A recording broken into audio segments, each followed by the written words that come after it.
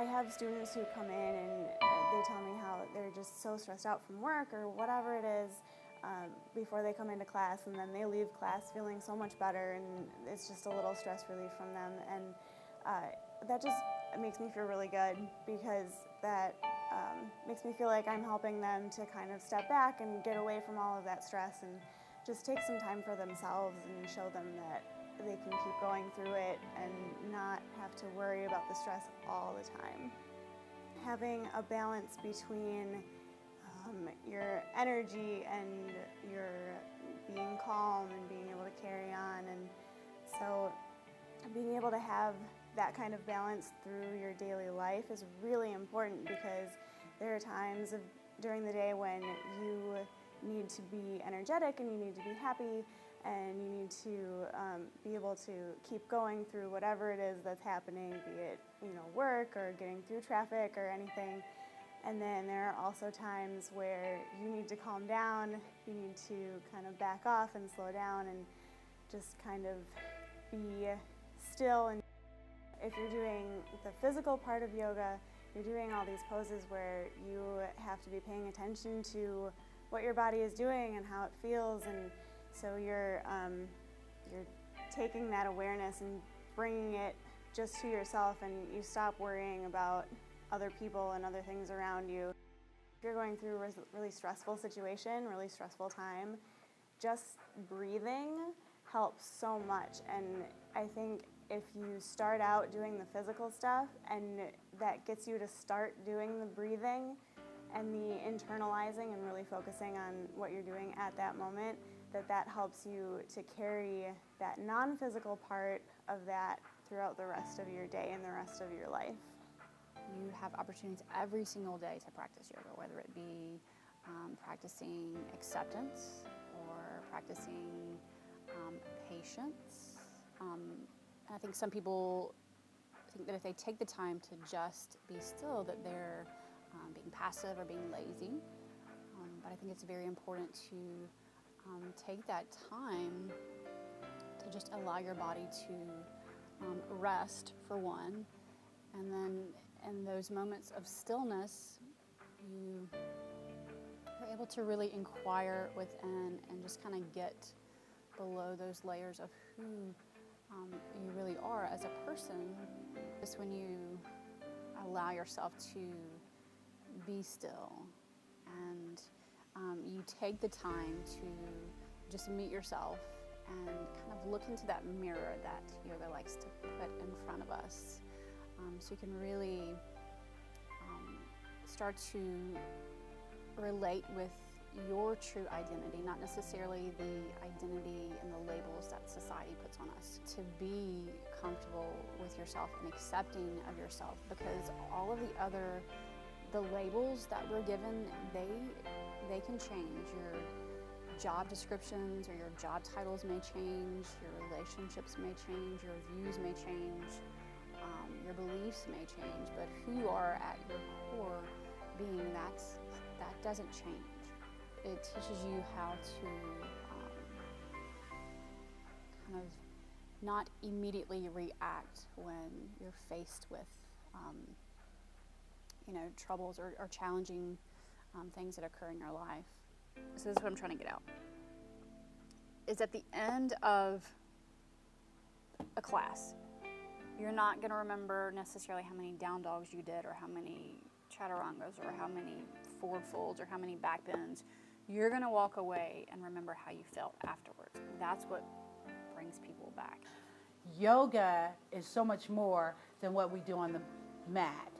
What it really comes down to is that's one little tiny part of yoga. Yoga is everything that you do off the mat as well as on the mat. In reference to mental illness and practicing yoga, so the first thing we have to acknowledge is that yes, in many cases, a person who may be suffering from a mental illness, like my son, who suffers from paranoid schizophrenia, he has to take his medication, but also at the same time, he's benefited from a practice of yoga as well as incorporating meditation into his everyday life. What that does is it helps to quiet the voices. because he hears voices.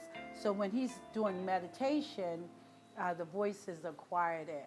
So I also want to be clear about yoga and religion. First of all, yoga is not a religion. It is not a religion. It is a spiritual practice. And so then we have to talk, I guess, a little bit about the difference between religion and spirituality.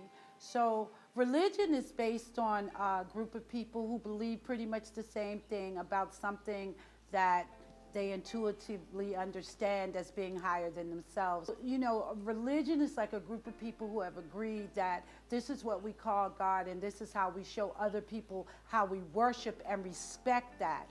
Spirituality encompasses everything. So spirituality, you can see God in the woods, you can see God in the sky, you can see God in others, you can see, you know, God in the ocean. The body's never really still.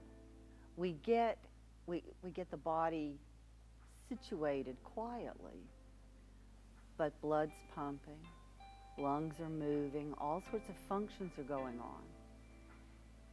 And when we do get that still, we're able to disconnect from the external world, from the busy. So coming into stillness, the way I would define it, is coming home to yourself. It's really bringing the mind home to the body. I first went to yoga because my right hip hurt. It was as simple as that, and I didn't know what it was, I knew the word, knew it had been around, found a class that suited my day and time schedule, and for, I guess, 4 months, wrote that class in pencil in my appointment book. So I kept practicing, and I got freedom from the pain, and started noticing and listening to what the teacher was saying, and started really finding freedom in identifying self-limiting thoughts and then starting to release them. My life went through a major upheaval. One of those jerk the rug out from under your entire life and you find yourself bloody and bruised on the floor going, oh my God, how did I get here? I'm a victim of my own decisions. And so from there, I used yoga sort of as a, as a therapy, if you will. When you're just constantly going throughout the day and you don't take time to sit back and relax, it's kind of like you're constantly building up on every little thing that's happening, and you just get this huge buildup until you reach a point where you just can't do it anymore. And so just taking a moment to step back and really have a conversation with yourself and just be aware of what's going on, what you're dealing with, and how you're dealing with anything that you're going through is really important, just so that you don't get that buildup, you don't reach a peak and then end up going down the side. If you meditate and take time to kind of turn the volume down and kind of cut some of those strings that are tying you to whatever it is that you're still attached to, then when those pictures or reminders come up, the volume doesn't get turned up quite so loud, and you can kind of stay moving toward whatever it is you're doing at that time. By definition, yoga is union of mind, body, and spirit. So you're making that connection, and you are left feeling good about yourself. That's what we want our students to feel at the end of their practice. We want them to roll up their mat and feel good about themselves, accept themselves, and just be comfortable with themselves. I think that's whether you come to your mat and need physical healing or emotional healing. The physical practice helps to heal the body, whether it be low back issues or rehab from neck, shoulder injuries, but then also emotional healing, because our body is like a memory thing, so it remembers anything that we've gone through, any traumas, any hurts, any heartbreaks, pain. There's a theory that emotional things that haven't been dealt with get stuck in our connective tissue. So when we come to the mat and we put ourselves in these physical shapes, these postures, and we release years of stored tension, there's also that opportunity to release any emotional stuff that's been stuck there. So I think we tend to either kind of dwell in our past or kind of project into our future or worry about the future and not necessarily take enough time to be present, where yoga kind of teaches you to be present and to fully experience each passing moment, because that's what we have. We have each passing moment. And if we do not fully experience those moments, then we're not being present and we're missing out on all the good that's in our life. So yoga as a healing tool, you know, a lot of people focus, particularly in the West, a lot of people focus on the physical benefits of yoga. You know, that, oh, I'm really stiff and I started practicing yoga, I became more flexible. And that's a benefit that will definitely happen. So on a mental level, it helps with anxiety, it helps with stress, it helps to make you a lot more calmer. I joke a lot of times and say, if it wasn't for yoga, I would just be randomly choking people, because we live in such a stressful environment, a stressful world. So what yoga can do is it helps us to calm down mentally. We're bringing our awareness to our breath, and we're multitasking all the time. We live, particularly in the West, in a country that tells us that if you just slow down and all you're doing is breathing, you're lazy. You should be doing something. So all that stuff is in the back of your head.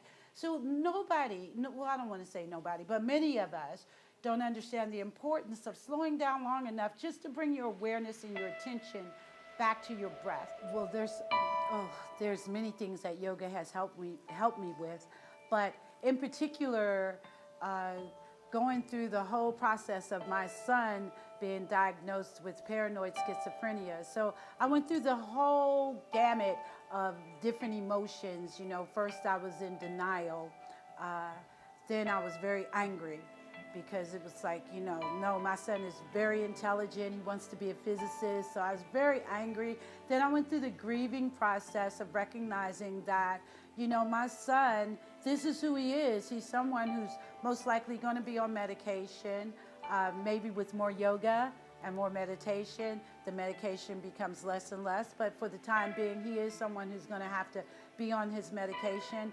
And also, once you get past that grieving place, you come to this place of acceptance, which brings me to yoga. Yoga is all about acceptance. Yoga is also about being in the present moment. So instead of me focusing on what I thought my son would be, what I thought my son was going to accomplish, yoga, my practice of yoga has helped me to understand where my son is right now in this moment. One thing that I am so glad and so honored that I was able to do, and that was to help create Sun Spirit Yoga Wellness, because it truly is my refuge from a world that sometimes seems to be on fire. How can yoga help us to find what our purpose is, what our divine purpose is? You know, that's the beautiful thing about yoga, because a part of the 8-limb path that I mentioned before is meditation. And the only way that you're able to find out what is your divine purpose, why are you here, what is the purpose of life, those questions that many of us are still seeking the answers for, you're going to figure out through your practice that it's not anything on the outside of you.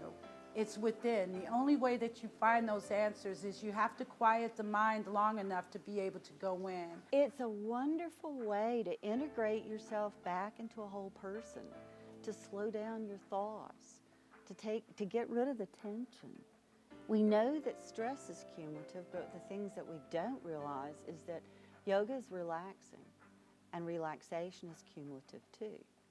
So if you've got a stressful life, doesn't it make sense to go to a yoga class? We're more considerate of other people, and we can give them the gift of being present with them.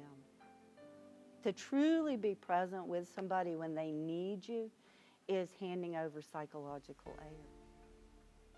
you know, we stay focused on the past and looking back, unless you're looking to learn something from it, but looking back is depression and worrying about the future is anxiety. You know, it pretty much describes the American culture, right? Present is not worrying about what happened or what will happen. It's knowing and enjoying and being aware of what's going on right now in this minute. Yoga is not a self-improvement program. Yoga is about self-acceptance. It's to remember that the mind is big and vast, not unlike the sky. And think about that big blue sky. Fluffy clouds just kind of float on through, or it can be clear, or big, bad, dark storm clouds. But it never really stays that way. It always changes, because the sky doesn't grab hold to the white, fluffy, pretty clouds, and it doesn't grab hold to the storm clouds either.